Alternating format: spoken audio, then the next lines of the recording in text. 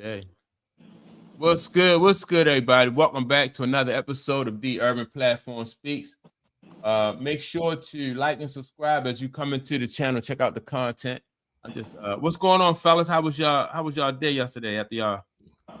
It was beautiful, sunny. Yeah, it was nice. Yeah, that's what's up, man. Got a little overcast, but it was warm, nice. Spent the day in the courtyard shooting a little pool. It was good. Okay, you win some games. Was there any competition out there? No, nobody plays me in this building no more. Oh, okay. No one won't play me. They won't play me. Nah. Yeah. Nah. Well, so I just was working on some shots, just shooting by myself. Yeah. What, you been taking people money or something? No, I don't gamble, but people want to win, and so yeah. There's only one guy that's got enough courage here to play me, Lando, because Lando, he he's determined. He's determined. So I like that. Oh, all right. All right. Yeah. So look, yesterday was some pretty good games on. Mm-hmm. On that men's side, man, I really wanted to talk about that Duke and Alabama, yeah. Yeah, Duke, Alabama, man. That was a good game. Well, Duke handled business like I thought they was gonna take care of business. Yeah. And that just made me now from what y'all see of Duke, right? Do y'all think that Duke will be able to go the distance? That's what I really wanted to be able to talk about. What y'all think about Duke? I'm basically Cooper Flagg. They're a well-rounded team. Yeah, they are very well-rounded, and when you got a superstar like Cooper Flagg, that's handling business, man. They're odds-on favorite right now, the way they've been playing. Yeah, and that's my national champion, so of course I think they can go the distance. I mean, if you look at how they beaten teams, man, they beat Alabama by 20. Yeah. Yeah. Now you know what? I was kind of surprised at that though, with them beating Alabama like that, by 20. I ain't see that coming at all. Well, that kid Knipple had a pretty good game. He was because they were trying to key off of Flagg, but that I mean it was kind of a two-man game there, and that Knipple kid, man, he jumped in and picked up the slack. Yeah. What about this guy, Tyrese Proctor? He looked like he put up. So I didn't see the game, but I'm looking at his numbers. He dropped 17 as well. Yeah. Yeah. I mean, the whole team played really well. Yeah. I was flipping around back and forth between that and the K-State USC game, but yeah. Jumping back and forth, it seemed like everyone on the Duke side was getting involved. And they were playing pretty good defense, and a couple of times Cooper Flagg looked like he had some ugly turnovers. Yeah, that was like they'll tighten that up, but it's just a game, one game, and they looked good. It wasn't in key moments or anything, so yeah. And see, the good thing, like y'all said about Duke, is the fact that it's not all on Cooper Flagg's back. You know what I mean? They got some talent around them. And it really showed, though, when he was out the game, you know what I mean? The game that he didn't play, they still was able to, they basically looked like they didn't miss a beat when he wasn't in there. But, with him in there, I like Cooper Flagg and Duke. So was that that was an Elite Eight matchup, right? Last night? Yeah, Duke's in the Final Four. They're in the Final Four now. Okay. Mm-hmm. Yep. Okay. Yeah. And so they're gonna play Florida. That's gonna be a tough game. Yeah, man, that game was wild last night. Yeah. I'm telling you, because Texas Tech had them, and Florida just looked clumsy, and they couldn't crawl back in, and then something happened in that last 3 minutes because those cats from Florida, man, they couldn't miss. Yeah. and they were tough on defense. And that Walter Clayton, a couple of times he looked like Steph Curry because he was just shooting from the hip. Yeah. Barely, I mean, he was just barely setting up and shooting, and they were just going in. He could not miss. And the kid just had ice in his veins. He didn't look rattled. And then they're trying to clamp down on him, and he just passed it over to the other dude whose name I can't forget. The the tall white kid, but yeah, he was draining him. So I mean, it was in the last 3 minutes they went on an 18-2 run or 18-4 run, something like that, and it was exciting, man. I was pumped. Of course, Florida was my pick, so I'm like, man. I said that to myself this morning. I said, I see why Jim picked Florida now because of Walter Clayton. He just and Jim just said that. Yeah, he's got that cool ass name. Yeah. I said that this morning. I said, oh, that's right. Yeah, that's crazy. Oh man. Now, do you think Michigan State? You guys think Michigan State got a shot against Auburn? I mean, that's the one I picked. Which one? You picked Michigan State? Yeah, I picked Michigan State. Wow. Yeah. Wow. Yeah. I mean, that was wow. That was what I was trying to. That's what I was trying to say yesterday. Michigan State is gonna be the one to finally. It wasn't Creighton, but Michigan State maybe. Yeah, I see that. Yeah, Auburn got their hands full today. They do. I think I like Tom Izzo, but I think Auburn gonna get past them too, though. I do think Auburn gonna get past Michigan State. Okay. Yeah. You know, what's the guy that used to play at? He played at Michigan State, won a championship, and went to the Golden State Warriors to play in the league. His son is at Michigan State now. The guy, he won the dunk contest, jump out the gym. I forgot his name. He went to Michigan State though. How many years ago did he win the dunk contest? Oh, in the NBA, when he won the dunk contest. Shoot, this was like in the early 2000s, 90s, or something like that. Yeah. Oh no, I can't think of that. Yeah, he played there with Steve Nash and he got the same last name. Yeah, they got the same last name. Yep, he played for Tom Izzo back in the day. Let me see. Oh man, what position he played? He was like the 2. He played the 2, the 3. He played guard. Yep, he wasn't. It ain't Atkins, right? No. I think it's he jumped out the gym. I don't know why I can't think of this guy's name. And he Sanders. No, I'm listening. You'll know when you see his name. I'm not recognizing any of these guys' names. Holloman. No. Richardson. Jason Richardson. Yeah, Richardson. Yeah. Jason Richardson. His dad was. Okay, I got you. Yeah. Okay. He played in the NBA for a while. Had a pretty good career. You don't remember playing in the NBA, Richardson? Ace Richardson. Yeah. No. Jason Richardson. Yeah.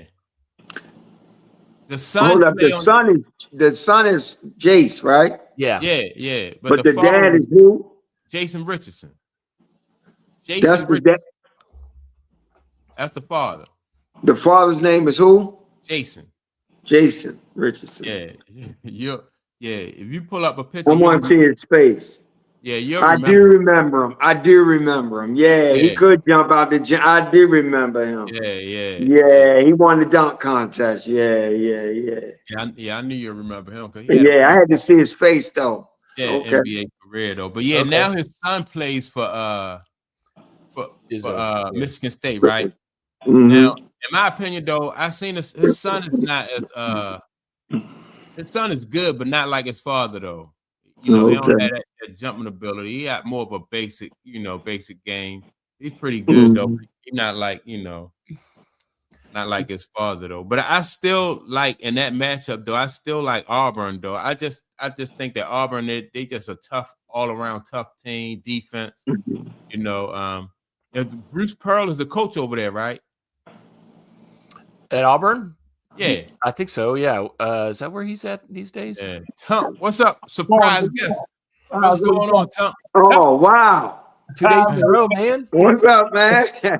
Man, everything good. Hey, that's it. Look, I had the yesterday, boy. I needed a double dose, man. I had to jump back. I had to jump back in here, man. Yeah, man. Hey, Tump, what you called out today or something? Vacation day or something? Yeah, man. I took a PL today. That's what's up. That's what's up. Took a PL today. Yeah, Are they gonna be able to survive, homie? Oh man, they're gonna have to. They're gonna have to. They're gonna have to. And so look, Tom, we was talking about the matchup that between Auburn and Michigan State. Tom Izzo, and Jason Richardson's son play over there now, right? Yeah. I saw that his son is at Michigan State. Yeah. I haven't seen him. I haven't seen him like his play or anything like that. But yeah, I heard he's up there. Now, what you think about that matchup though? I haven't seen Auburn. Other than highlights that they show. Mm-hmm. But man, Izzo, man, this guy, man, it's like almost something, man. You can guarantee this guy. I was talking about yesterday that he's gonna be in the Sweet 16, Final Four every 3-4 years. You know what I'm saying? It's like he always got a road. You know what I mean? To the Final Four, and he don't really have the most talented teams at times, man. He really don't have the most talented teams, man. But whatever guys he got, he coach them up, man. He coach them up. So I always tip my hat to Izzo because of that, man. Hey, let me ask y'all a question. Go ahead. Did Sean Respert play for Izzo? Sean Respert? I don't need. You remember Sean Respert? He went to Michigan State, and then he went to Milwaukee Bucks draft. Sean Respert. He was a 2-guard. If he was there within the last how Izzo been at Michigan State for like about almost close to 30 years, right? I know he been there at least like 20. Because what's the other dude, Steve Smith? He played for Judd Heathcote. Right. Man, Steve Smith played for Judd Heathcote, and I was wondering, did Sean Respert play for Judd Heathcote, or did he play for Izzo? I think he played for Izzo. But 90 to 95 is what Wikipedia says. Mm-hmm. So was Izzo the coach? Yeah, he would have been the coach. Yeah. Magic played for Judd too, right? Yep. Magic played for Judd Heathcote too. Magic played for Judd. Yep, sure did. Yeah, man. Yeah. But yeah, man. So did you get a chance though, Tom, yesterday to see Florida though? Florida and did man, a couple of them jump shots that dude took. I'm like, what are you doing? Especially that turnaround 3, right? I'm like, man, what are you doing, man? But hey, he didn't even look. And from the hip. You're right. He just drove out, turned, and fired, man. And I'm like, man, hey, I gotta give him credit, man, because I thought they was dead in the water, to be honest with you. I thought they was dead in the water, man. I didn't think they made a couple mistakes, man. But you gotta give Florida credit for capitalizing on them, take advantage of them, man. Mm-hmm. Take advantage of them. Yeah. And Duke, man, I always thought that Alabama had a run in them, right? I always thought they had a run in them, right? But Duke wouldn't let them. Duke wouldn't let them, man. And I was like, they might cut it to 8. Duke will push it back up to 13 or 14 or something. Then cut it down to 7. Duke will push it back up to 11 or 12. You know what I'm saying? It's like they couldn't go closer. Yeah. So I was just asking the fellas though, do you think now what you think about Cooper Flagg though? You think he's gonna be able to get him all the way to the big dance? Yeah, I think he can play. I think he can play. I do. I think he can play. And I didn't know Duke had length like that. That other boy, what's the real long guy? Yeah. I don't know his name, man, but he was swatting some shots, man. He was catching them alley-oops, catching them lobs, and rebounding and stuff. Yeah. Plus, he was getting up and down the floor too. Yeah. He was getting up and down the floor. So yeah. You talking about the center? Yeah. What's his name, Clay? What is it? Kyman? Somebody, Kyman. Okay. I can't pronounce his name. I Yeah, can't pronounce his name. Yeah, but he had 9 boards yesterday. Mm-hmm. And a Yeah. couple blocks. I saw a couple intimidating blocks that he had. You know what I'm saying? So you was always looking for him. If you came in there, you was looking for him. Yeah. Right. Yeah. Yeah. Now, I don't think Cooper got to carry him, Mike. I just think it's out balance. Yeah. But I do know when they need a play. I've been watching this throughout the tournament. I didn't see yesterday, but whenever they need a play in a tough moment, tough time, Cooper seems to come through. He got that in him too.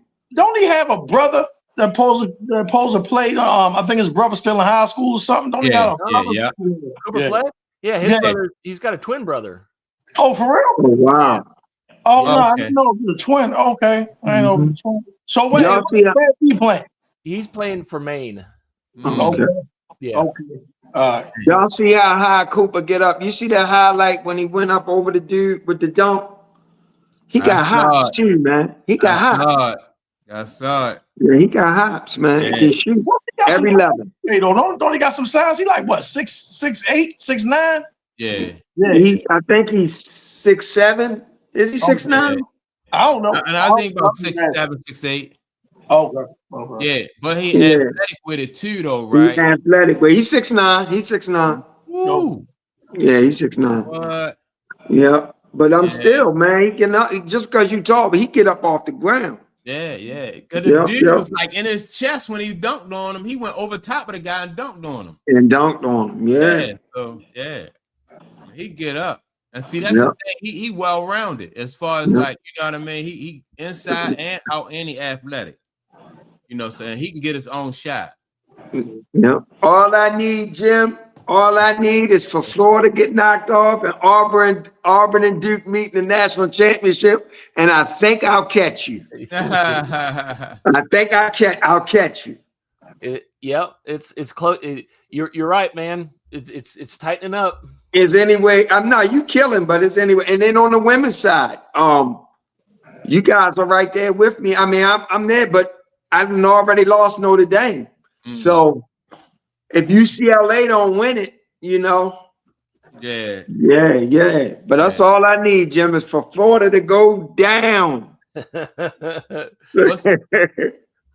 what do y'all think about that Tennessee and Houston game though? Number 1 versus number 2, or number 1 seed versus number 2 seed? Oh man, I think Tennessee gonna give them a run. Like I was sleeping on Tennessee. Yeah. That Kentucky game was wild. Yeah. They looked sharp against Kentucky. Yeah. So, and Houston got there late in the game, right? They went down to the wire, right? Yep. Yeah. But I wouldn't be surprised, man, if Tennessee bumped Houston. Yeah. And Houston is the 1 seed in that bracket. They're the 1 seed. Yeah. I wouldn't bet it, but I wouldn't be surprised. Yeah.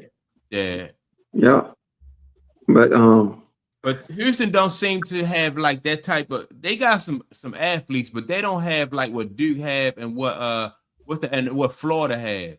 As far as like, you know, that length and that athleticism, they got like the bulkier, stronger type. You know what I mean? Like, is that the way they play, Mike? Like a grinded out type game? That's how they play.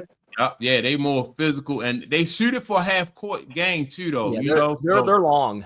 They're long. Yeah. Oh, Houston. Yeah. But they seem like they more suited for like a half court game too, though, than like that run and gun style type. Yeah. So. If your bigs can't, get up and down, you gotta get them time to get up and down the court. Yeah, man. So that's gonna be a good game, though. I think that Houston Tennessee game. But Clay. So you just mentioned right, Notre Dame. I was surprised Notre Dame. Man. See, I forgot about Haley Van Lith. Like yesterday, I mentioned, like, man, I'm really rooting for her because of her story. And man, she playing out of this world. Yeah, she over. Yeah, she definitely playing out of this world. She got a lot of experience. This is the 3rd program she's been on, and got them to what is it? The Elite Eight now, Leanne, or the Final Four? Yeah, the Elite Eight. Yeah. So yeah, this is her third program that she's done this. So I'm gonna tell you, man. Before she was at LSU, Haley, where was she at before she was at LSU? She Villanova, was it? Or was? I don't know. Was it? She is. I noticed her third program. Yeah, I remember LSU was her second team. The second team. Yeah, and I forgot. I don't think she was at Villanova though. She might have been. Okay. I'll tell you in a minute. So, girl, they said she been on 3 teams that been to the Elite Eight. That's her. That's her. That's what we're talking about. Okay. Yeah, that's Louisville. her. Louisville. Right. Yeah, Louisville. Right. Yeah, Louisville. Yeah. Yep. I was surprised when she left Louisville though. Yeah. And I don't know, man. And I'm gonna tell you like this, man. They probably gonna bump Texas. I think TCU gonna make their way into the Final Four. Now Texas, they beat Tennessee, right? What they beat 67-59. Yeah. I think Texas looks good. They play good defense. Yeah. But I don't think Tennessee is as loaded as we know them to be. Like, that whole lore of them. I don't think it's that kind of Tennessee team right now either. But Texas play great D. They got that SEC Player of the Year, Madison Buecker. She played well. She's defender. She's good. But I just think what TCU is doing right now, they rallying. They playing for each other. They got some energy. They got a different chemistry going on with them. So I think they're going to wind up playing South Carolina in the Final Four. Yeah. Yeah. Hey, hey, host, if you don't mind, can I jump subjects real quick? If you don't mind. Go ahead. Now, y'all familiar with Carmelo Anthony's son? Y'all familiar with him? Yeah. Okay. Now he was the #1 high school player in the state of New York. Okay. Right? But he didn't make the McDonald's All-Star team. He didn't make the McDonald's All-Star team. And they say this is the first time. I don't know this. I can't verify it one way or the other. I was maybe thinking y'all could. They say it's the first time in recent memory that the #1 player in New York did not make the McDonald's All-Star team, right? Yeah. And I just wanted to know, like, did y'all have any thoughts on that, or did y'all know that, or anything like that? Well, there's got to be a reason behind that. Yeah. I mean, I'm just finding this out. Yeah. Yeah. This math doesn't math. Yeah. Nonetheless, go ahead, Mike. I was just saying, but see, some of this stuff, and I just really started thinking about this, but some of the stuff might be like subjective, depending on like who is in charge and who is not in charge. Especially, I think about it because of like where they rank Bronny James at. Like when he was at high school, or sometimes you might have high school players who deserve to be there and now who don't get there. I know that happens. Yeah, I know that. Yeah. So yeah. And maybe they not looking at New York through the same lens that they did when we were younger. You know what I'm saying? Yeah. They might be looking at, New York as a different, you know what I'm saying? Because, when we were younger, man, you're supposed to be the best player out of New York. You best things to, and you start thinking about the Ross Stricklands, the Kenny Andersons, you know what I'm saying? Things like that. The first players that, that come to mind, so to speak. You know what I'm saying? When you're thinking like that. And I think you on to something with that, Tunk, because although he's the top player in New York, he's only a 4-star recruit. Yeah. So it might be the competition in New York and where, what's in New York right now. Okay. That don't put him on the map nationally, so to speak. Yeah. And they said nationally, I think they say he was ranked outside, like just under 30. Yeah, he in the top. Yeah, he in the top 40. Right. But he's not. He's not higher than 30. Yeah. Right. I mean, he's not lower than 30. Yeah. Right. Exactly. So that's why. Okay. So now I got it. So look. So in some, it depends. I guess it's subjective, or it depends on like what your parents or your father can control. You know what I mean? Some people don't be letting them. Outside of California, I don't think Bronny and them was ranked like that. I only think Bronny wasn't even the top ranked player on his team. Right. No. He wasn't the top ranked player on his team. But I was kind of like surprised. I didn't know that he was the top ranked player in New York. I didn't know that. Carmelo. I didn't know that. Yeah, until I heard about because Carmelo, he was on a podcast and he was like, yeah, he take it like, it was a snub. And he said, when has the last time, top ball player in New York that didn't make that McDonald's, all-star, you know what I'm saying, team.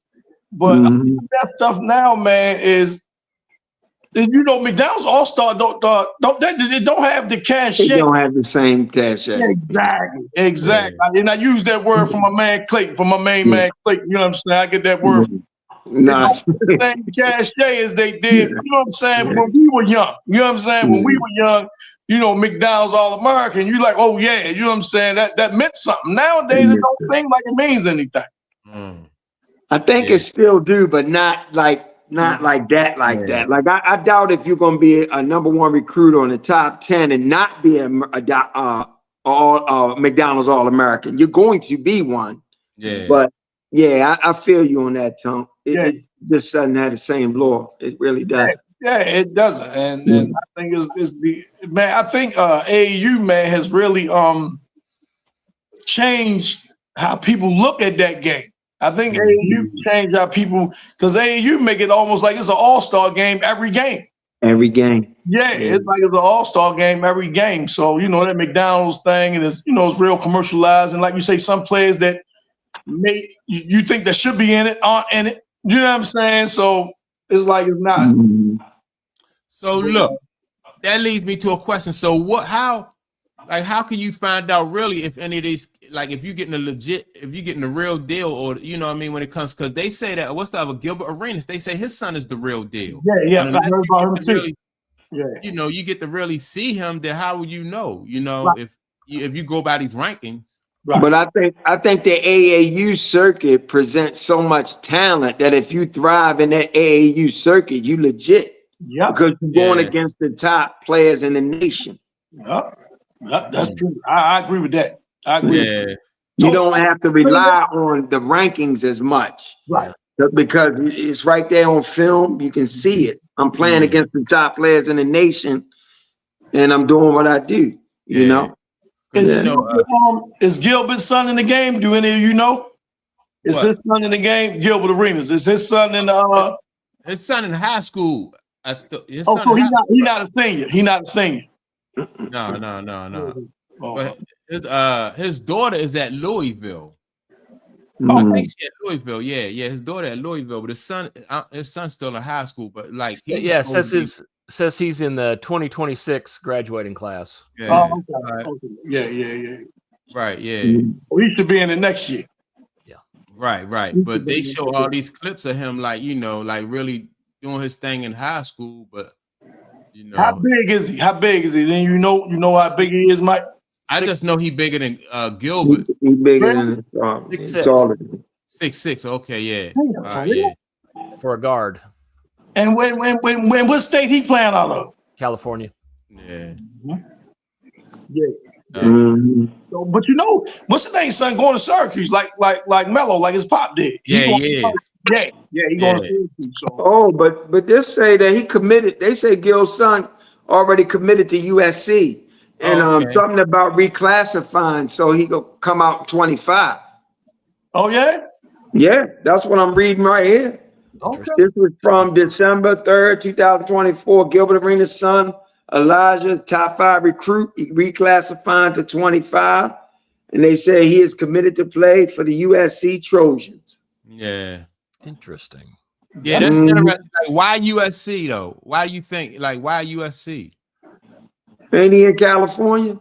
Yeah, but still, man, I would probably go to UCLA before I went to USC for basketball. Paying more, Mike. Huh? We was talking about that yesterday. Paying more. Both teams is in the Big Ten now. So yeah. And right. That's right. Yep. That's right. And you don't have to. I mean, just because you commit doesn't mean you can't jump in the portal later. Yeah. If you don't like what color the locker room is, you can jump right in. Listen, color the locker room, you can jump right in the portal. You know what I mean? Yeah. And UCLA wasn't even in his final list. It was Arizona, Louisville, Kentucky, and Kansas. Yeah, I was thinking Arizona because that's where it's pop. Yeah. Arizona might be in there. Yeah. Mhm. I was thinking Arizona too. Yeah. So he's staying with that though. So just something to keep an eye on. You know what I'm saying? Something to keep an eye on. Now let me ask y'all: did y'all see that the Kansas State on the women's side, the Kansas State and the USC game from yesterday? Yeah. Kansas State tough. They played tough. They gave him a handful. Mm-hmm. And just they USC made the plays down at the end, but what surprised me was Kiki didn't have a very good game. She's pretty mediocre. Yeah, I was looking for her to strap him on her back. You know what I mean? I thought she was going to do that, but they didn't need it to. I mean, USC outclassed them. You talking about a number 5 seed going against a number 1 seed? It was tough. I mean, when Kiki not having the game when she having the type game she was having, the game's going to look a lot more competitive in terms of Kansas State. I don't know. I don't know, but I wasn't surprised at the outcome. I was surprised how close it was, but it looked closer. The score looks closer than what it really was. They gave them all they could handle, but USC was in control most of the game. Yeah. Ask y'all this, man. Y'all, like I said, y'all more in tune with the women's game than I am. The disparity between, because Clayton just said a number 5 seed and a number 1 seed, is that disparity in the women's game a lot greater than what it would be in the men's game? Yes. It's Yeah. more parity in the women's game, but the disparity is real. It's like you very seldom see an upset on the women's side. You very seldom see one. The elite are elite. Yeah, the elite are elite. Absolutely. That's real. But I will say this, man, the transfer portal, NIL, and all these things is taking Cinderella out of the dance. Yeah. It is. It really is. It really, really is. You don't see no Cinderellas no more, right? You're right.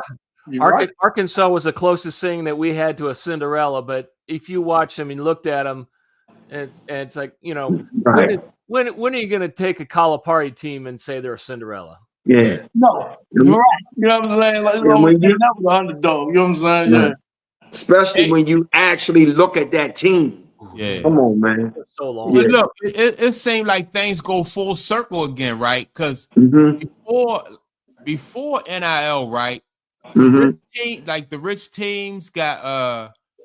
teams always got the best ball players, right? Throughout the history of college basketball. Then they made it so it seemed like it was going to be some parity in the league when they had that one and done rule, and so all the good talent was leaving college, and then so if you stay in college and you're a senior, then you could beat a mid-major with a bunch of seniors could probably beat a Duke or North Carolina. So now you all right, so some parity in there. But now they throw this NIL in there and some money, and now it's back to where the rich team is just going to. But it's also creating programs that wasn't basketball programs, making them basketball programs if they got a rich football program. Yeah, that's where the wealth at is in the South. You know what I mean? That's where the wealth at was them SEC teams and them teams in Texas, Florida, California. That's where all the money at. But so I look at it. You make a good point, Mike. But I look at it almost like a mid-major. If they got like you got a mid-major, they got some boosters with some deep pockets. You know what I'm saying? There's some boosters with some deep pockets. I'm gonna draw the parallel with SMU back in the day in the 80s. You know what I'm saying? When they was paying them players on a football program, right? So if you got you know what I mean, some boosters and they come together and like, man, look, man, let's turn this, you know what I mean, let's turn this basketball program around. They willing to throw money out there, then you might be able to get some of them blue chip recruits to come and play. You know what I'm saying? That's where SMU, that's Texas, right? Yep. Yeah, that's where the money at. Yeah. Now, if if SMU wanted a basketball program, they could do it now. Right. You know, and you know that's some old men down there, but that Jerry Jones bringing and all that. Yeah. But I mean, but then they got to compete with Texas University. Right. But they did it with SMU when SMU had that team though with that when they got put onto that they got all those suspensions and all those death penalty, man. They should have never did that, man. They gave the death penalty, man. That was too harsh, man. It almost took them 20 years to recover from that, man. That was too harsh, man. Yeah. They blew them off the map with that. Yeah, they did. Yeah. So now SMU and them teams in Texas with all that oil money, and then you got somebody that's alumni, and you know they want their school to shine. Yep. Yeah, man, go get them. It don't matter what they want. You know what I mean? We'll pay them, you know. That's like with Oregon and the guy from Nike, right? You know what I mean? Like Phil Knight, you know, man, you know, man, one I don't know if they still do it, but you know, like 1 year they wore a different jersey every game. Yeah. Oregon, they wore a different jersey, different helmet every single game, man. Man, that's why I say if I got a head coaching job at Oregon football, I'd never leave. I'd never leave, man. That guy left and went and took that Florida State job, and he only stayed down Florida State like 2 years. Man, I ain't no way I'd have left Oregon to go down to Florida State. Man. There's no way. Oregon's got that Nike money.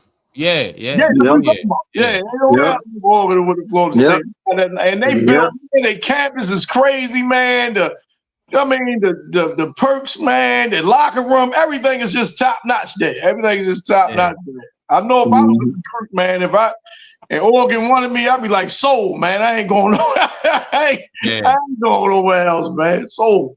So look, Maryland wanted Under Armour to do for them what Phil was doing over there but his, you know, for the football program or for the basketball for the football program? At least for the football program. Okay. For the whole sports, right? Yeah. But Maryland wanted Under Armour to do that for for Maryland, but he, you know, that's Kevin Plank. That's Kevin Plank, and he now he done did some stuff. He done did some stuff for him because Maryland, you know, he outfitted them and everything, and I think he gave him a new field down there, something like that, right? But I don't think it's on the scale of what they do up in Oregon. You know what I'm saying? I don't think it's on that scale. No, man. That's a whole different look right there. Yeah. And Texas, Texas always had a big war chest. You know, it's like that down there in Texas too, man. They just crazy. Clayton, do any of y'all know anything about Duke? Because Duke played South Carolina girls today, right? They played them at 1:00. I haven't really had it. The winner go to the Final Four? The winner of this game go to the Final Four? Okay. Yeah. I do like Duke's head coach. Yeah. I do like the head coach. But I mean, it's South Carolina. You know, they deep. I mean, Duke got a good program, though. They up and coming. But I can't see them really. I don't know. I can't see them pushing South Carolina. They had some lean years down there for a few years down to Duke, didn't they, Clayton? Say that again. I say they had a few lean years down there in Duke where they wasn't as good a few years ago. You mean the women's side? Yeah. I mean, to be honest, I couldn't tell you. I just got wind of them this year. I started watching them. They are number 2 seed. You know, they won 29 games this year, so they solid. But you're talking about South Carolina, man. Well, Duke pretty much be consistent though. You know, they had real lean years where they was like in rebuild mode or nothing like that. But they pretty much be consistent, and you're gonna catch them in the tournament every few years, just like Izzo. That the lady who was at Duke is her name McGraw or something? Is that the lady down there, McGraw? Who, the coach? Yeah. What's her name? But she is just like what Izzo is over there in I don't know, but I think Duke won the ACC tournament. Yeah. I think they won the ACC tournament. I do know they beat NC State, and I think they won it. And I know they beat Notre Dame this year in the tournament. Yeah. So you know that's Duke got a strong women's program though. Yeah, huh? Their women's program is strong. Yeah, yeah. But I mean, because the lady who coached down there, she's been down there for years. She's been down there forever. Yeah, that's what I remember. I remember that's why I asked yesterday. I said the one with the dark hair. I think I remember how she looked, but I remember like her last name is McGraw. No, it's Carol Lawson. Oh, it's Lawson. Oh, yeah. Used to play for Tennessee. Yeah, Carol Lawson. I forgot. Oh, you like Yeah, she a former WNBA player, gold medalist, all that. She coach him now. I forgot she was when she was at Tennessee, right? You remember when I don't. I don't. No, I don't. Yeah. So you know, man, that's all right. That's all right. She knows some X's and O's. She know what she's doing. She know what she's doing. I forgot she was down there. I thought it was still the other lady. Right. I think that's what I was thinking about, Mike. Put it this way. South Carolina is South Carolina. Now, being as though they done knocked off Notre Dame and they didn't beat. If they upset SC, I won't be shocked. But, you know, for the most part, I just think South Carolina is just too deep for a lot of teams. Is South Carolina the team to beat still? Not to me, but to some, to many. I got them winning. I got them winning too. Yeah. Hey, so look, I think Carl Lawson and Don Staley played together for Team USA. Yeah, I think so. They probably did. Yeah, they probably did. I think so. I think so. When they're around the same. Don might be a couple years older, but they're around the same age. I believe. I think both of them played, you know, for Team USA at the same time. Yeah. So but I just, like I said, I just don't see how a team beats UCLA with a 6'7" Lauren Betts. I just don't see it.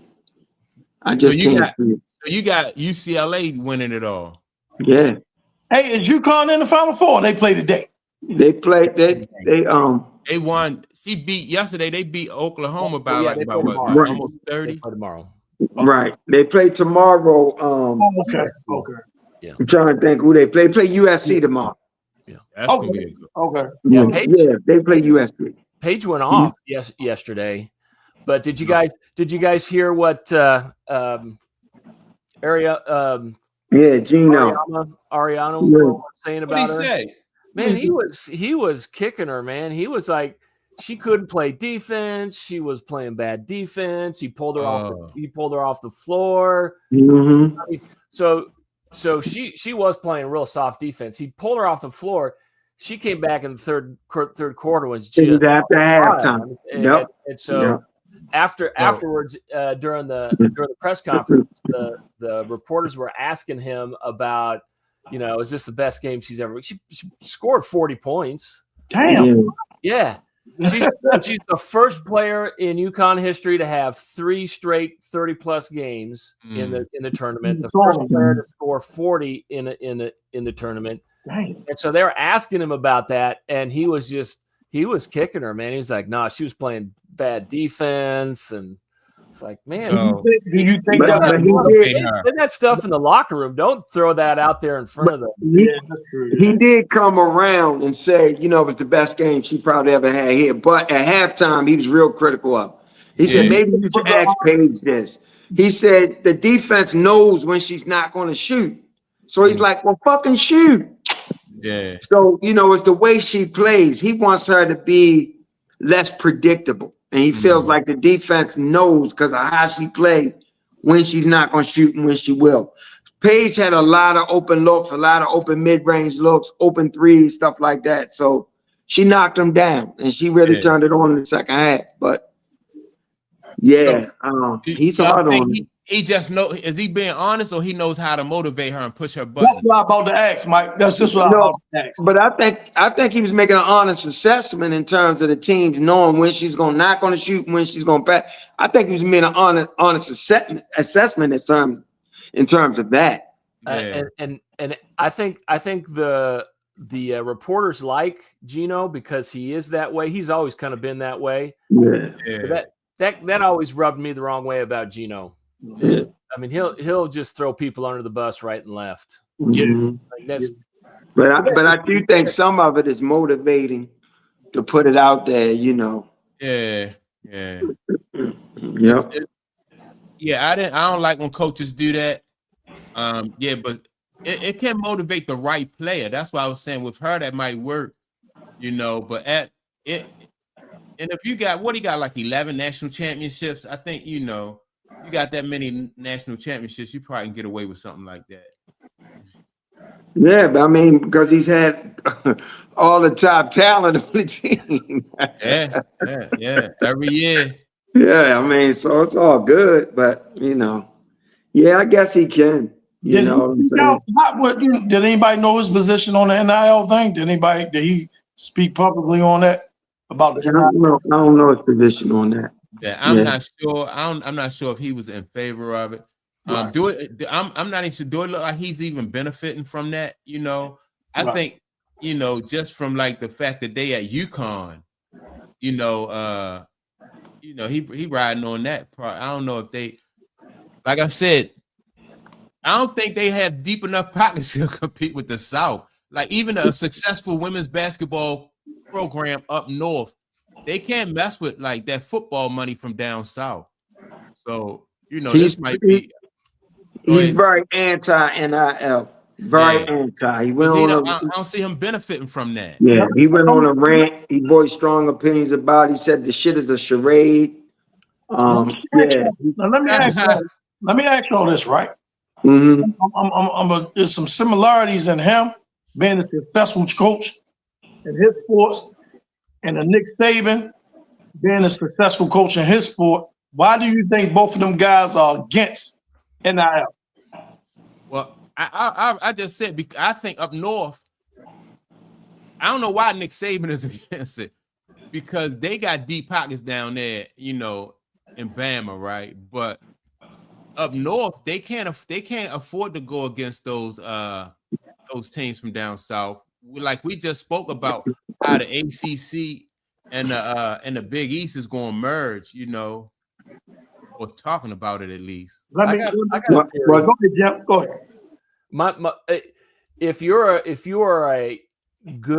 a great coach and you can recruit, you want those guys at your place. You recruit them, you develop them, you cultivate that relationship. You want them to be at your place and continue to develop them through their college career.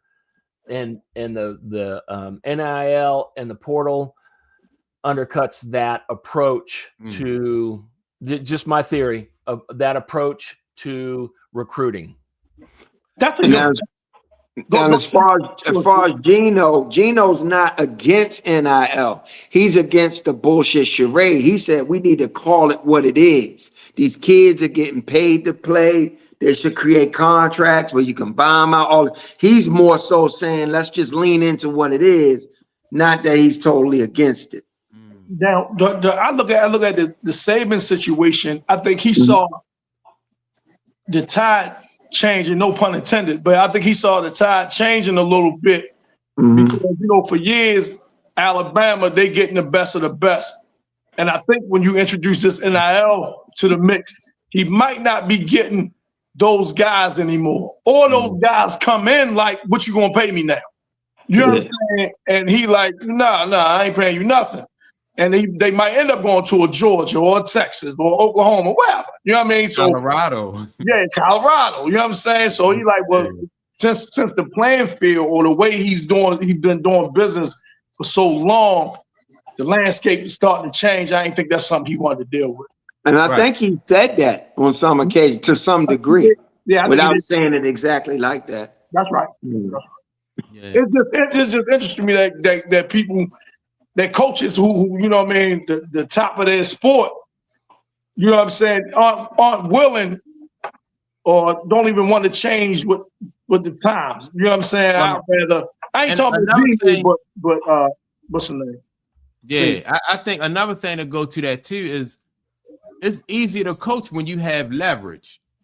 You know what I mean? Like if the coach have all the leverage and the kid don't have any leverage or any say so, they almost in dire straits. You know, sometimes some of these kids, there's been reports that some of these kids sometimes they be missing meals, right? And so if you missing meals and you got to walk a tight line, whereas though if you got that NIL money, like what Jim said, that's FU money. You know, if a coach, you understand that you want to be coached by the greatest or one of the best, but if he crosses a certain line, now you have leverage, you have options now, and that's what that money, offers to these kids. Let me ask you something, Mike, and or both of you got everybody. So is not being a legendary coach and a proven track record, does that not offer you some leverage as well? Because if I can guarantee you, like this system that I got is developing NFL players. You come here, you go through the system, you go on pro. Yeah, that's still some leverage. You still got that ability to recruit, and that is great. Yeah. That is a great leverage and a great way to get people, the top talent, to come to your program. Yeah, but you can just never underestimate the fickleness of a 20-year-old. Not at all. Yeah, but here again, when he's got the option to jump in the Escalade that he just bought and drive over to Georgia. But here again, Alabama is a program as well. I don't think that the Alumni Association, Alabama, the school, I don't think that they would forsake Saban if they really want to get into that game and pay these kids. They got the resource to do it. So to me, he didn't have to necessarily quit because it's going to be competitive. I think Alabama could have got even richer. Yeah, but what if the problem isn't the money? Because the kid knows he's going to get money wherever. It's, you know what, I don't like the way you're treating me. Mm-hmm. Right? Yeah. And that's why I say it's easy to coach. He's a disciplinary. He's not a players type of coach, right? Yeah. So he don't want to have to, So and if you used to having all the control, and now it's a whole different mindset when you gotta have to try to almost give the kids you're almost like a salesman now instead of you almost got to finesse it now instead of, because he rolls with an iron fist. I think we all agree with that. Right. You know what I'm saying? He rolls with an iron fist, but I think he would have to change, like you say, how he recruit to a certain. I don't know about that. He would have to change how he recruit. Oh, he would have to change, because now the players he recruiting are not just saying, "Oh man, I got the best opportunity to go pro, or I got the best opportunity to start and play 4 years for you," things like that. They're also saying that's not good enough. You guaranteeing me, I'll play 4 years. All right. You guarantee me at the end of my run, if I listen to your tutelage, would I be in the NFL? All right. Well, what you giving me? Because Texas State, they're going to guarantee me that as well. And they're going to pay me $100,000 or whatever, or $250,000. You know what I'm saying? I'm a firm believer. What's up, man? All right.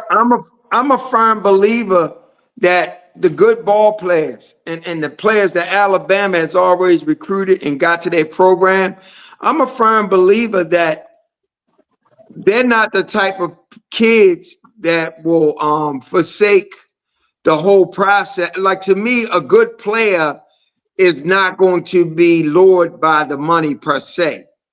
And I think he doesn't have to change the way he recruit, because I think the type of players he recruit wants to be a part of a program like he does. Like, I think you still continue to find the right match for your program. I don't think you have to go outside of that.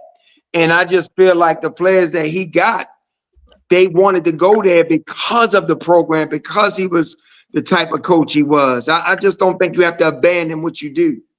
Now I agree with that 100% before the NIL was introduced. Even now with the NIL. Yeah, I don't agree with that. Yeah, I agree with it before the NIL was introduced. I would agree that, certain players. But if you're a blue chip, because that's what Alabama was getting, they was getting cream of the crop.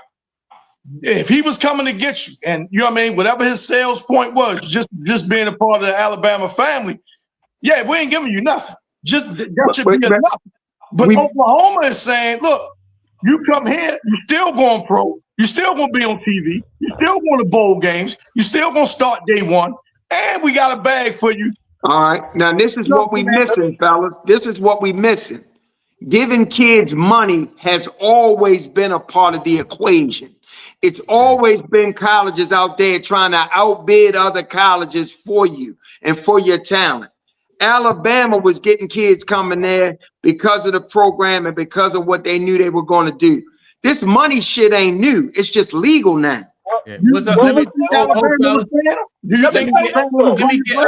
Hey, Tom, hold on. Let me get Man in there real quick. It's not just the NIL that's changing the landscape of college. It's also the recruiting factor and the way you can go into the portal as well. Yes. Okay. And the way that the conferences are set up right now, everybody's going to be on TV.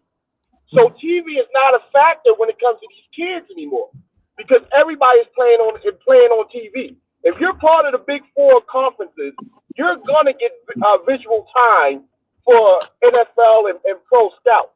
The key to what's going on now is the NIL money and the portal. Most of the colleges have not had the opportunity to go through this. Colleges are now like pro programs.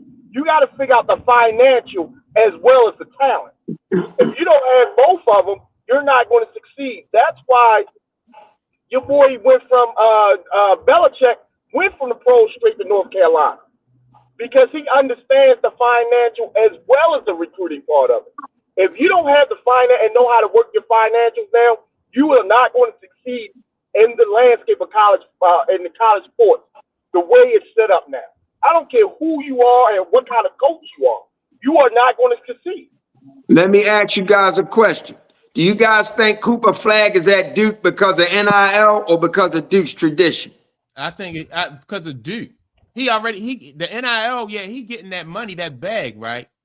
But that don't change the fact that for Nick Saban, the landscape has changed. He is used to being able to rule with an iron fist. So now you add another element to what he gonna have to contend with as a coach, and he don't seem like he has the patience to deal with that new element. Right. And I just think he abandoned the process too soon. I don't think he would have to have the patience to deal with it. I think he still would have been able to recruit the type of players that fit his system. I just think he abandoned it too fast. Maybe he felt like he had enough. He's out of it. He could feel the way you guys are saying. I just believe he still would have had success. Oh, yeah. He definitely would have. And I agree with you to a certain extent, because it's not only the ability to get the players, but now you have to be able to keep the players. Yeah. Mm-hmm. Okay. So that's where a lot of these old school coaches be like, damn, if I sit this 5-star recruit for his first year, he may just jump to somewhere else just because I sat him. Mm-hmm. Yeah. So it changes how you have to coach now as well as recruit. Well, sometimes back then, like I said, I think money has always been a part of the equation, but back then, when you're recruiting these kids, you letting them know the process they're going to go through. So when they come to your program, it's not a surprise if your first year you sitting, but you have these kids that buy into your vision because your vision has rendered such results that I'm going to buy into this and I'm going to go along with it. You're saying your vision. When you're talking to kids, they concerned about their vision too. Yeah, your vision matches theirs. Their vision is to get to the league. This guy has been painting a vision and it's rendered results. And now you're willing to buy in to the coach and his program for your vision, for the sake of your vision. Yeah. Right, but if you're a top 5-star recruit, and you're one of the top 3 to top 5 quarterbacks or point guards in the country coming out of high school, where are you going to want to sit at? Especially knowing that you can go 2-3 years, get the high-end NIL money, and then go straight to the pro. You're not going to want to sit in the program where a coach can be like, well, you know what? Your first year, I will sit you, and you will be playing back up to a senior, But this is what it is. You're not going to want to do that coming out the landscape now. I You're going agree. to go to a program. And I agree. And I think start like that. I agree. And I think it was kids that he was trying to recruit back in the day that didn't want to sit and didn't choose his program. But there was also kids that did choose his program, knowing they were going to sit. And I don't think that dynamic necessarily changed. The guys running after the money would have been the same guys refusing to go to his program in the past. Well, no, I see now that's where I got to back up on you on that one, because if you're a 5-star recruit, period, you're going for two things: money and playing time, because you want to get the viewership. That's what you're coming out of high school for if you're 5-star. Now, if you're a 3-star recruit, or, maybe you're a 2-star, maybe a 2-star. Or walk on. Or walk on, right. Then you're not looking for that. You're looking for the best opportunity to get yourself coached up.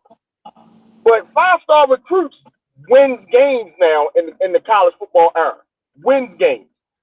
You can't really develop somebody to win in this era the way it is right now because of the money and the portal. I think the portal changed everything. Yeah, and the change is that you give players more leverage, whereas because I remember when Michigan had like 3 good quarterbacks on their roster, and they probably wasn't the only team who did that in college, but then but like you said, you sitting at Michigan known for sending people to the league, so you deal with that. But I mean, Tom Brady didn't start until his senior year, right? Right, exactly. That's why like Tom Brady ain't start to his senior year, and so. But just imagine if you had an opportunity to go to Notre Dame or some other school and get paid. You're gonna go with the money. You still probably gonna have a shot at the NFL, but you, like you said, you want to be seen and you want to have the opportunity to to make money. Now the Clayton point. I think Nick Saban still would have had some level of success. If, great coach. I think he's still. Hell yeah, that's what I'm saying. It's more so his approach to the situation. Right. See, and that's the thing. Though, he still gonna get the top guys that want to come there regardless. Yeah. It's the other guys that that he builds out his roster with. They're the one, like he just said, man, just there. I ain't gonna go here and sit for 2 years at the linebacker position when I can go over to Texas Tech, Oklahoma, or whatever, Florida, and play right out the break because they need a middle linebacker, or they need a safety, or they need a wide. You know what I mean? Let me ask you this then, though. So with his coaching style, though, do you think like he would have been able to keep that coaching style? Do you think he would have had a higher turnover rate? No. I think the he would have been able to he would have been able to keep it. But let's not remember, Saban's last year, not only did he walked into the playoffs, because Alabama really shouldn't have been in. Okay. They weren't even the top of their division his last year. So he saw the downscale of the Alabama, mystique going down because of the landscape of college football now. That's the word, man. That's the word right there. Mystique. That's what it was. The tarnish was off in a sense. That mystique wasn't there anymore. You absolutely right. You're absolutely right. So he's smart enough to know when to quit. Right. Mm-hmm. You know what I'm saying? Just like Coach K was smart enough to know that the way he plays basketball, the way he recruits, is not conducive to the way the landscape is now. So instead of trying to go through the headache and tarnish your record, tarnish your career by having 2, 3, 4 losing seasons, it's just like it's time to go. And that's when you know when it's a good coach, when they know when it's time to go. Like you say, give yourself a bunch of headaches. You know what I mean? That's like what Bobby Knight was at Indiana. You know what I mean? Like the game has changed. Bobby Knight was down there Bobby Knight was just doing what he wanted to do at Indiana. But later on when the game changed, Bobby Knight stepped away. He still had that respect of everybody who who know he knew the game, but he knew that it was time for him to leave Indiana. Right. Do you guys still think it's it's kids that want to compete for championships? Yeah. I think money motivates. I think it depends on where they coming from. You know what I mean? Like if you coming from a situation where you in dire straits, that's right. Money is definitely gonna have an effect. You know, Sure. That's gonna be top priority. That's gonna be and you top got to priority. understand. Yes. And right now, the way college football is set up, money may equal championships because you're getting the best players. Oh yeah, So, 'cause yeah, you're getting more money. yeah. I think we you know, I think we talked about that a little bit earlier. Like I don't think that, you know, I think Duke got deep pockets because of Duke. That's Duke basketball. North Carolina got deep pockets because of basketball. But like the rest of them schools coming from up northeast, Syracuse probably got the deep pockets too because it's a limited amount of schools that got deep pockets. But that football money, I just think is just so different. It is. Yeah, football carries most athletic programs. Right. The entire athletic program. Yeah, men and women. Yeah. So that's where you get to the point where you're like, wow, you know, football is doing this much for the program. Yeah. But that's because the football generates that. Yeah. Right. You know, I mean, you can go at any point in time to like Ohio State, Michigan. They got stadiums that seat 100,000 people. 100,000. And they fill it on every home game. And selling merch. Right. But remember what really makes the money, TV. Yeah. Right? Yep. And that's why it's so crucial for the Big East to merge with the ACC. Because they gotta keep up. Yeah, they gotta keep up with the SEC and them other like you say what's that? You say the Big Ten. Yeah, because the Pac-10 is gone. Ain't no more Pac-10. Yeah, it's gone. So you know you gotta merge to stay alive and keep up. Because those TV contracts, they going after the conferences that have the most teams that they can put on at any point in time. Yeah. Especially geographically, and that's why I think a lot of two of the top teams in the West Coast went to the Big Ten because of the TV contract.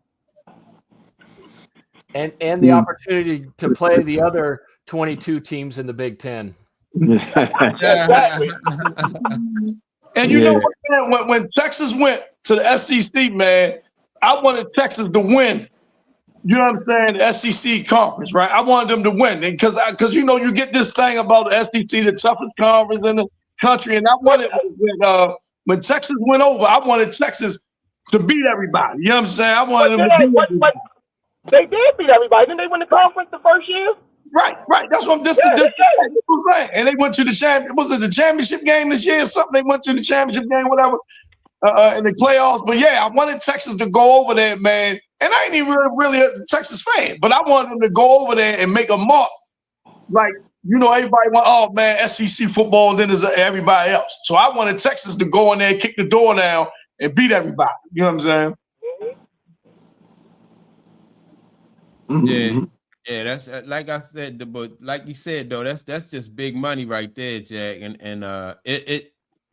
it kind of gets rid of the parity that we had for a little bit. You know, for a little bit, it was leaning towards we was having a little bit more parity in at least in basketball. But yeah, now I can see. Well, I still think it's a lot more parity. I just think it eliminated Cinderella. Meaning that team that come from somewhere obscure and just win. But I think it's real competitive. You think that's good? Do you think that's good? No, I don't, because that Cinderella story is always something that touches the heart and brings more fans in. And then everybody jump on them. Everybody, they ride. So I like the Cinderella story too. And I also think too, when it comes down to it, you may at this point get better quality NBA ready players because now that to stay in college is now more financially, you know, meaningful to those that, you know, may jump into the portal. I mean, jump into the draft just because they needed the money and not because they had the skills. So, you know, hopefully we get a better quality NBA players that's coming out now than we used to get. I think that works more on the women's side, but not necessarily the men's side. Because even an average contract in the NBA is way more than these. And like Cooper Flagg, I think right now he's valuated around 4.8 million. I think the average NBA salary is greater than that. So Yeah. I think the average NBA salary is $350,000. No, I don't think so, bro. The rookie though, when you sign that rookie contract, is more than that. Yeah, I think you can get more in NIL than you can on an NBA rookie contract. Well, the average NBA salary is estimated around 11.9 million. But ain't that scaled though? Click ain't it scaled when your rookie contract is scaled a certain way, right? Yeah, I mean, I don't know. I guess I don't know. Yeah, anybody know what the rookie contract? Yeah. I don't think rookie contracts be that much. I don't think, but look, but to your point with the with parity and no more Cinderellas, right? In order for you to have an opportunity to be a Cinderella team, you have to have you got to be closer to achieving parity anyway, because you got like parity that's what contributes to having Cinderella teams, when a team can have a bunch of seniors and upperclassmen competing with some of the larger schools because they have that experience. Mm-hmm.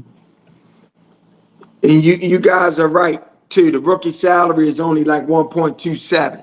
Yeah, it's scaled. Yeah, I know it was the rookie contract was scaled. Yeah, but I'm sorry, Mike. Go ahead, Mike. Yeah, I was just saying that parity means that, like if you can have parity, you got to be closer to to parity in order for you to have a Cinderella type team. Because some of the talent is more spread out, basically, is what I'm saying. Well, to me, the Cinderella teams are going to be coming from them small colleges that don't have the opportunity or money to give out to these large players, but they do have the ability to recruit from their own areas to try to get the top talent. So to me, that's where your Cinderella teams are going to start to come from now. It's not going to be, we got to look past the tournament now because of the priority that they're putting on the tournament. You know what I'm saying? Because like teams like this year, you got teams like North Carolina that gets in a shipment in. That should have been a Cinderella team spot right there. Yeah. You know what I'm saying? Now we know the landscape of the way the NCAA is looking at basketball in that big tournament. Now it's going to be whoever wins their mid-major tournament and sneaking in. You know what I'm saying? So somebody like Coppin or Morgan, if they win the WAC division and they get in to play that first round or that play-in game, that's going to be more or less where our parity is going to come from for these Cinderella teams now. So we're not. Who went from the MEAC? Did the winner from the MEAC go to the tournament? Yeah, I think it was Norfolk State win or something like that. Yeah, somebody like that. But this is how somebody like a Coppin or mid-major team fall in.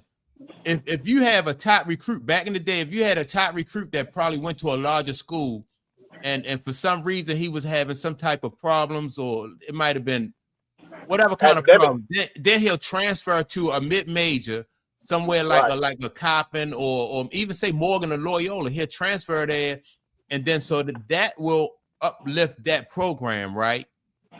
But most of the time now that's where they started at. They had to start at those larger schools, and then every once in a while somebody fall by the wayside and they'll end up at a Loyola, a Coppin, or a Morgan or something like that. Right, and you're right, Mike. That's where it's coming from. Now these top players in the MAC and the MEAC and the WAC and all that, they're getting recruited now from these colleges that's a little bigger, but don't have the NIL money, but looking for that talent. They're pulling from those pool talent now. So it used to be where as though, you get one of those mid-majors, you got a star that's not academically eligible anymore. You know what I'm saying? Then it goes down to, these smaller colleges and shine. The landscape's not doing that no more. That's what I'm seeing. If y'all remember local dude Mike Lloyd out of Dunbar, Arkansas had recruited him.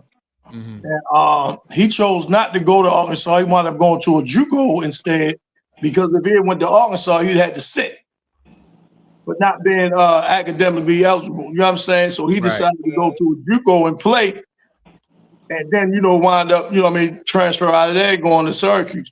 So what you say, man, is absolutely true. And when we were speaking about earlier, a lot of players would rather go somewhere where they can play, and then make a decision to transfer to, in that case, a D1 or another school. Transfer portal wise, and play somewhere else instead of sitting for a year. And then So yeah, you got athletes that still do that. Mm-hmm. Yeah, which hurts teams like Morgan, because I'm from Baltimore, so I'm a Morgan guy. I'm a Coppin guy. You know what I'm saying? I just hate to see that happen because I mean, the D1 schools has been taking these mid-major talent and everything, but it was still fun to watch the up-and-coming guys try to play their hardest to get to D1. The landscape is not looking that way anymore. So I just remember watching VCU do what they do, thinking, where did this come from? And we just don't see that right now. Right. Mm-hmm. Is that where Shaka Smart was? That's where Shaka came from. Yeah. Yeah, that was the dude. Shaka Smart was over there. Yeah. See. What? Yeah. Remember Mount St. Mary's in a tournament about 4 or 5 years ago? Yeah. They was everybody's sweetheart right there at Mount St. Mary's. That's what I'm saying. When you get a Cinderella story, everybody jump on it. Yeah. You know what I'm saying? The media be on it. The fans, if their team out, they jump on it. George Washington, maybe like 10, 12 years ago, they made the Final Four that year. It's like a 12 seed or something. Mm-hmm. A 12 seed, yeah. But I think if you look at those rosters, those rosters have talent on them, whereas though the talent fell through the cracks. And the same thing with like Loyola when they had Angel Reese fall, when they had Michael Reese up there. I used to go up there and play pickup ball, with Mike Reese. Mike Reese came from a Big East school, and then so he winds up at Loyola, and then Loyola makes it to the tournament, So those guys who fall through the cracks, those are the ones who are going to be able to pull up those mid majors. I don't know. But some of those small schools made it and upset brackets and busted brackets because they executed, they slowed the game down, they had shooters, they played time clock management, things like that. That creates a Cinderella story in a sense. They didn't have all Americans or 5-star recruits or anything like that on those teams. What year was it where the number 1 lost to the 16th seed? UMBC beat Virginia. Yeah. Gotcha. Okay, yeah. And so, but look, the thing about that though, that's what I'm saying. You're gonna have upperclassmen at those schools, right? You're gonna have juniors, seniors, upperclassmen, right? And so, if you got a good coach that get good players, and they coach them playing up together 3-4 years. You know what I'm saying? They've been playing together 3-4 years. Yeah. But even if you get good players, and you coach them up, that still puts like a team like Duke and North Carolina at an advantage over those schools with freshmen and sophomores, because Calipari was beating those kind of schools when he was getting to the tournament. They're beat, like those teams are beat their conference, but then when they get into that first round, like that Cinderella story, it's not going to happen when you get somebody like Calipari or Duke or somebody, and established programs who get the best kids and the best coaches. You're still fighting an uphill battle. Yeah, but but you just had some of that could happen. Now I just think it's no way. That's all. I don't know. I don't know how it would be more rare, I think, in today's game. I don't know. I want to see how somebody is able to, to get a mid-major into the big dance like. Yeah, but, nowadays, man, the way people shoot, if you get somebody and you got somebody that can shoot it and they just red hot, they can go on like a 1 or 2 game run, maybe reach the Sweet 16 or something like that. But like a Steph Curry. Yeah, right. Exactly. So, but like, you have some good coaches and some creative people that's going to find a way, to make stuff like that happen from time to time. They're going to get into the big dance. Right. That's that's a good point though. But the opposite happen. You can have somebody. We was talking about the MEAC. Just use them for example. Say like you Morgan, and you beat the brakes off everybody all year long, and then lose in your conference tournament, and now you know you ain't gonna get an at-large bid. You know what I'm saying? So you know what I mean, you didn't beat everybody, you know, all year, but then you go out first, second round in the conference tournament, then boom, you know what I mean? Your NCAA, you know what I mean, is shot now. It's shot. Yeah. Do y'all think that first place team should get Remember at-large that happened bids? to Towson State. What you say? Do y'all think that first place? Yeah, remember that happened to Towson State in Maryland. Remember this year? I don't remember. Yeah, I ain't. Yeah. No, I don't remember. Do y'all think they should get at-large bids for first place teams in their conferences? So that we can avoid like somebody like they win their conference and then they lose in the tournament. Yeah, in the conference tournament. I don't know. That's a tough one. That's a tough one. You know what I mean? Because if you got somebody in a little, you know what I mean, little tournament, you know what I mean, little conference, small conference, even if they win the regular season and then they don't win the conference tournament. Let's not forget. Does that mean there'll be two teams out of that conference? See, that's what they don't want to do. They don't want to give because you're gonna have the conference champ go, and then you want to add large, you know what I mean, for the other guys that, you know what I'm saying, was like the best team throughout the season. So, you know what I mean? I don't know. Let's not forget what this tournament's all about nowadays. It's money and it's viewership, and what the NCAA and what the TV contract wants is, they love it when a VCU makes a run, but what do they really care about? It's the big programs. It's just eyeballs. It's what's going to bring eyeballs, and I don't think throwing that at large in there as well is going to bring as many eyeballs. They want the Blue Bloods. They want the Kansas, the Duke, the UCLA, the North Carolinas, the Kentuckys. You know what I mean? They want the Blue Bloods in there somehow, some way.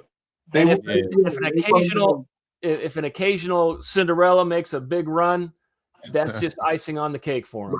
Right. Yeah, it's a good story for that time. You know what I mean? It's a good story for that time. But yeah, until somebody like Shaka Smart, until you can establish like some, you know what I mean, like a string of good seasons like Gonzaga is doing, you know, like Gonzaga, that program, then, you know, you're not really going to get no at-large bid like that. You know, you got to take your lumps first before you get the kind of respect where as though the committee is going to give you an at-large bid. I mean, cash rules everything around me. Yeah.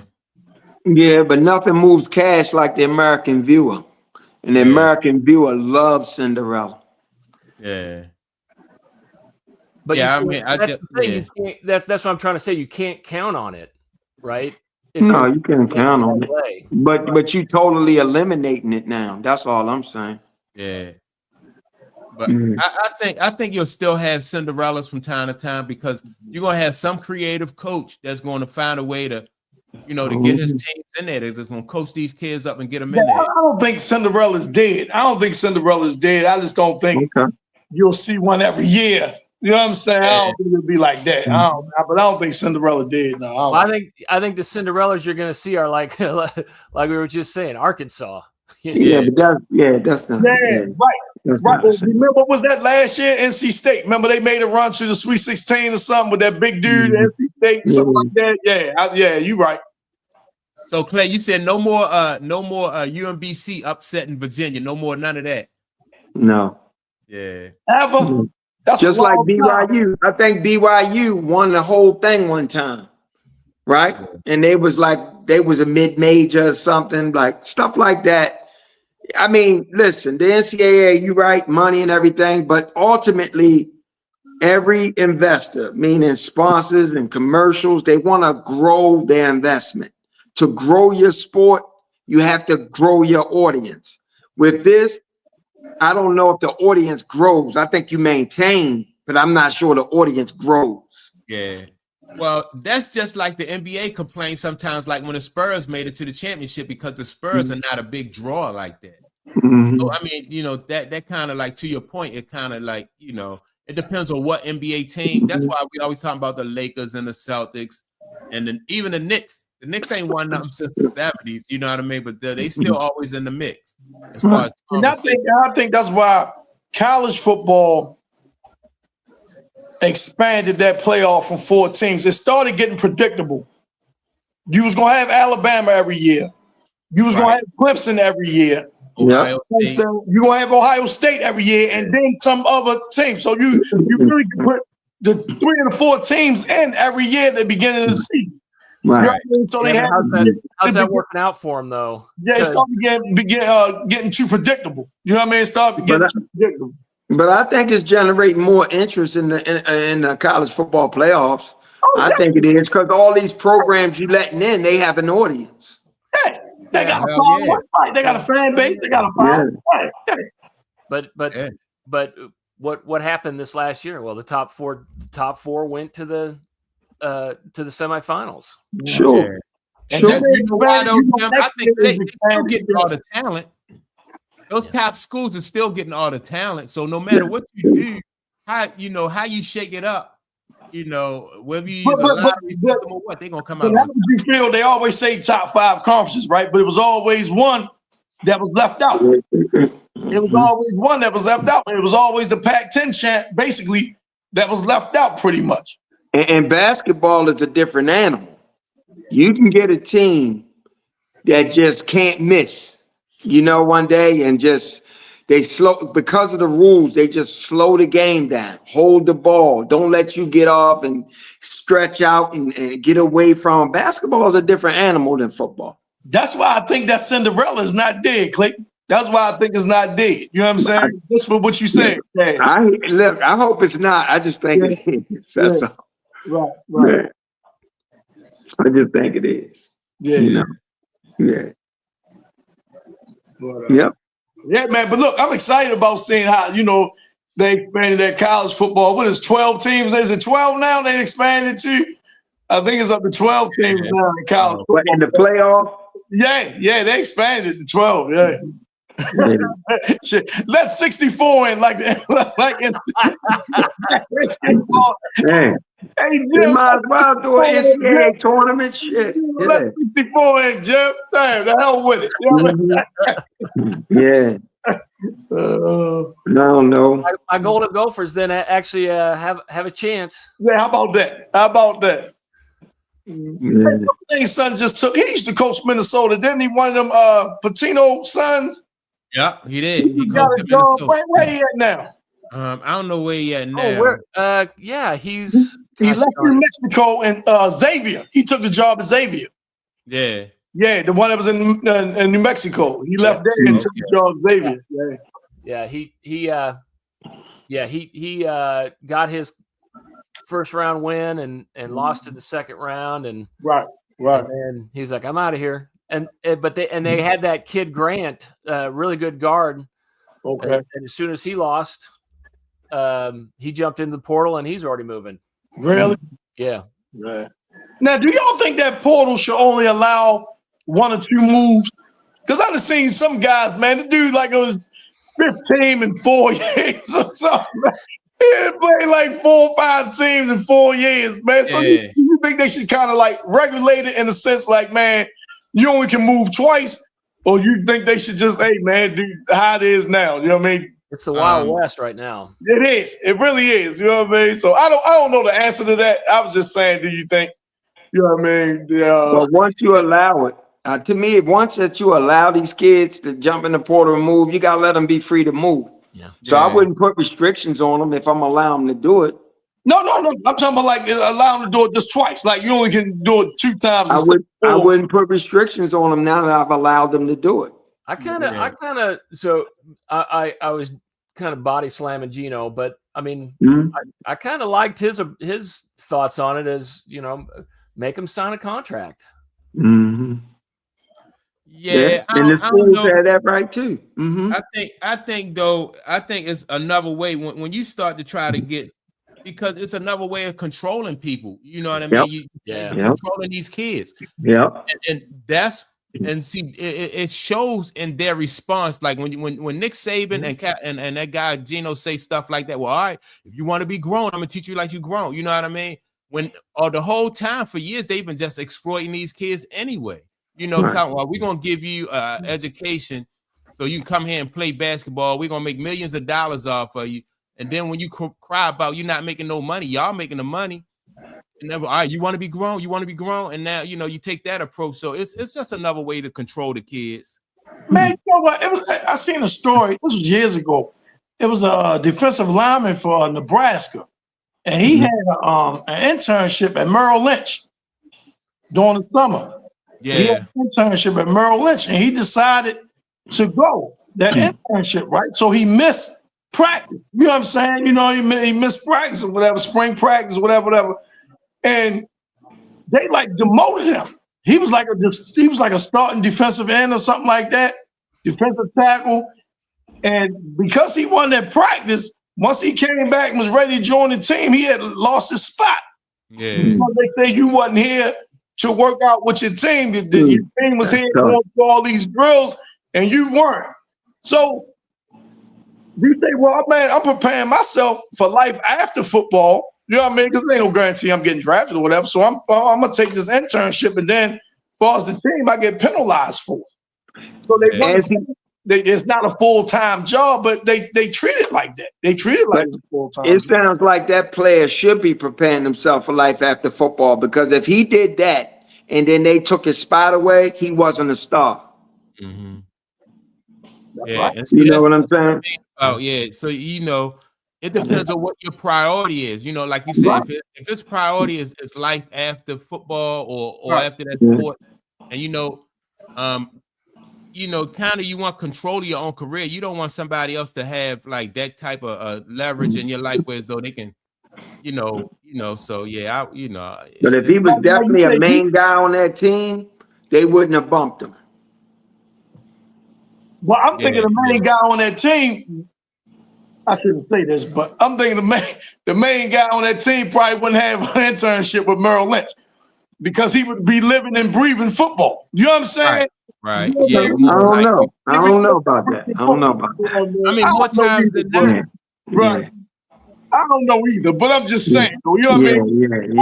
Yeah. You know what I mean? Living and breathing and breathe football. They're not even looking at Merrill Lynch or any other Fortune 500 companies. They, you know what I mean? Yeah. You got all their eggs in that one basket more often than not. Exactly.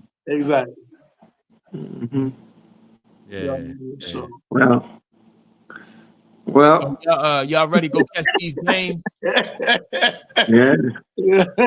I'm getting ready to go get back on that pool table. That's what I'm getting ready to do. So Clayton, before you go, right? I know you mentioned yesterday the pool table was outside. It's outside, baby. Okay. Corey, I said it's an outdoor pool table. It's weather resilient, everything. Even the tarp, even the surface has water resistance. So if it rain on it, just beads up. Yeah, it's dope. Come by there, boy. Man, you got to. I need somebody to play with, man. These cats in this building won't play me. Yeah. I'm ready to come by there, man. I would love it, Tunk. I would love it. You got a good. You can shoot. Yeah, no, it's fair. You know what I mean? Okay. That's all I am. I'm just fair too. Look, I ain't gonna win no money doing it. You know what I mean? You play 9-ball? Yeah. You ever play one pocket? No, but I got beat one time years ago. Mike, we was working out McCormick at the time. I went to a pool hall and the dude he kept calling me youngin'. Look, youngin', I'm gonna show you something. He said, I'm only gonna use this pocket. One pocket, He said, you can use the whole table. I'm only gonna use this pocket, right? Man, I lost $3, man.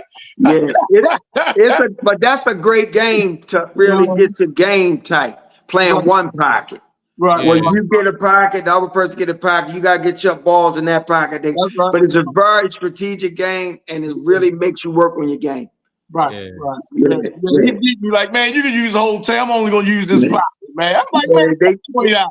The game just used the corner pockets. So I try. My stepdad is really, really good. He's really good. Yeah. So I tried to play one, but he taught me into playing one pocket with him. Right. It was a disaster, man. But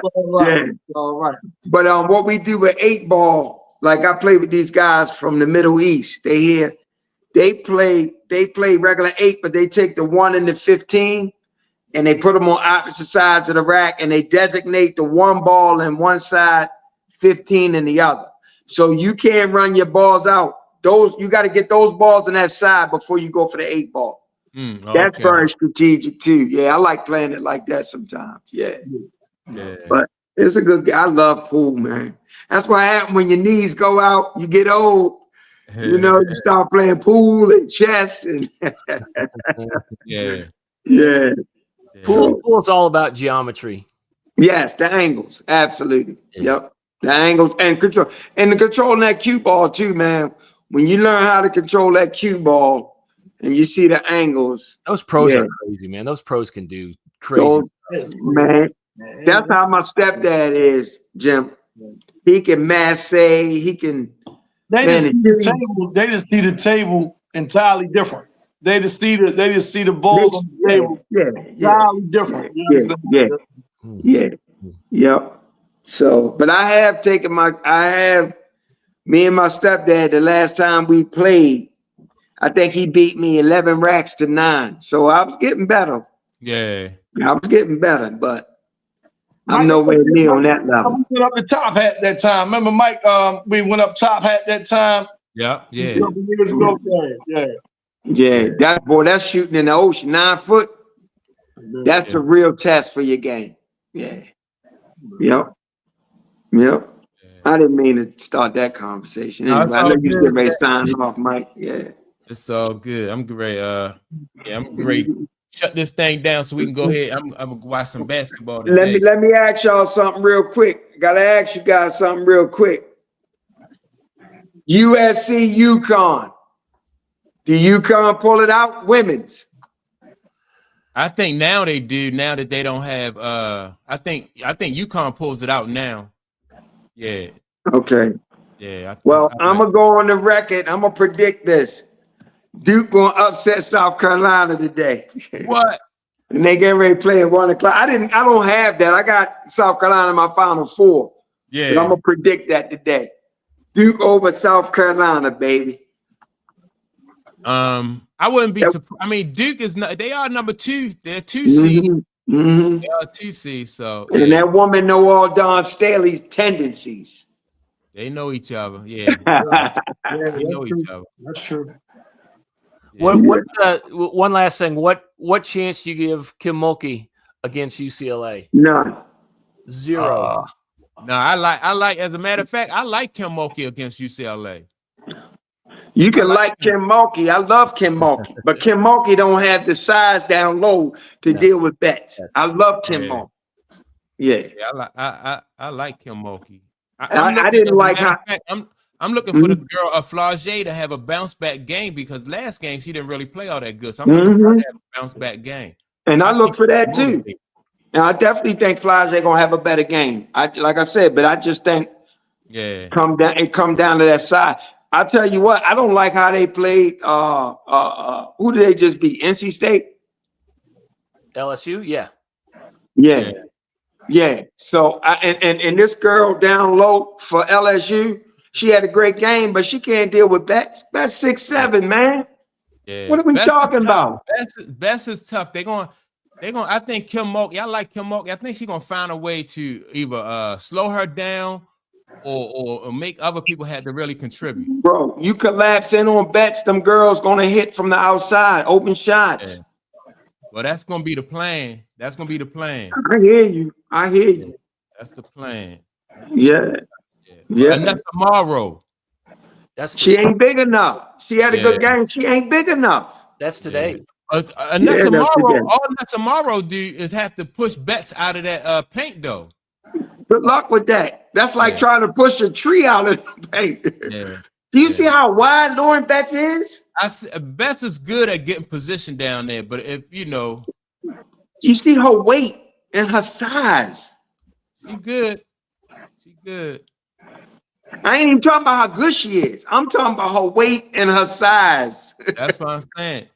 I think it's gonna be tough. I like Kim Mulkey in that matchup. Like I said, I like Kim Mulkey. Okay. That's what's up. Mike, you said Anissa tomorrow, and I thought you asked, "Is that tomorrow?" But no, that's today.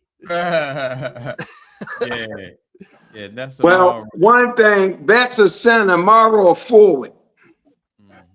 Okay, and Morrow, I think she like, how tall is she?